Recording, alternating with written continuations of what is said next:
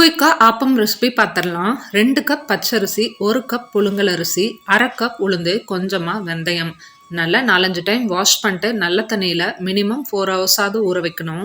ஒரு 5, 6 மணி நேரத்துக்கு அப்புறமா நல்லா ஊறி வந்துருச்சு. அரைக்கிறதுக்கு முன்னாடி கொஞ்சமா வேக வச்ச சாதம், தேவையான அளவு உப்பு போட்டு நல்லா நைஸா அரைச்சு எடுத்துக்கிட்டு, கலக்கி வைக்கிறதுக்கு முன்னாடி கொஞ்சமா தேங்காய் பால் இந்த மாதிரி கையால கலக்கி வச்சா நல்லா புளிச்சு வரும்.